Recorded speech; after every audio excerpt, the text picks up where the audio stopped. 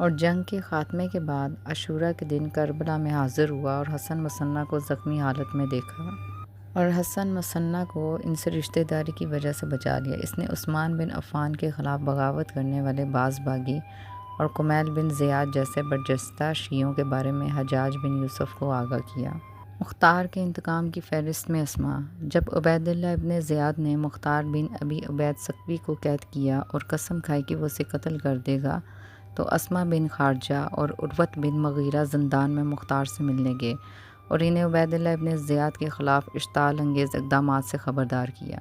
تاہم کوفہ پر قبضہ کرنے کے بعد مختار نے واقعہ کربلا کے مجرموں سے بدلہ لینے کی بات کرتے ہوئے اسما کا نام بھی بتایا اور اسے دھمکی دی۔ اس لیے اسما کوفہ سے بھاگ گیا اور مختار کی شکستہ کوفہ واپس نہیں آیا۔ مختار نے اسما اور اس کے چچا زاد بھائیوں کا گھر تباہ کر دیا۔ شیعوں کی مرفی میں کوفی حکمرانی کی مدد۔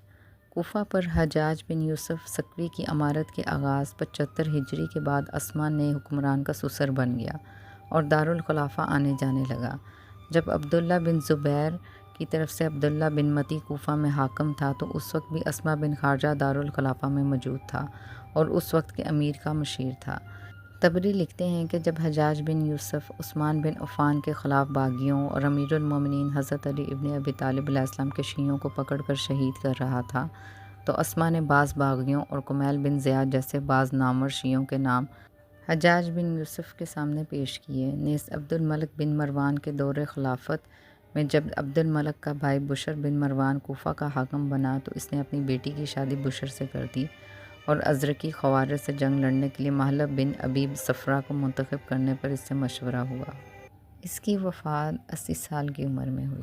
عمرو بن حجاج زبیدی۔ عمرو بن حجاج زبیدی قبیلہ زبید کا رئیس تھا۔ اپنے قبیلے میں اس کی بڑی عزت تھی اور جنگوں میں اس کا نام آتا تھا۔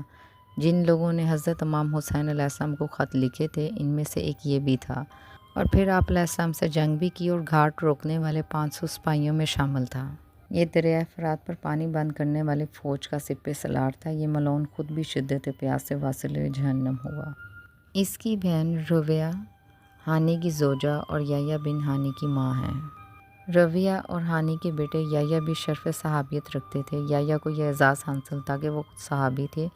ان کے والدین اور دادا بھی صحابی تھے۔ ان کے والد رائے کربلا کے شہید تھے۔ رویہ کا بھائی عمرو بن حجاج زبیدی وہ بدبخت تھا جس نے انصار حسین کے مقابل ہو کر کوفیوں سے کہا، اے کوفیوں، اپنی اطاعت و جماعت کو نہ چھوڑو۔ جس نے چھوڑ دیا اور حضرت امام حسین کے لیے ہمارے خلاف کیا، اس شخص کے قتل کرنے میں تامل نہ کرو۔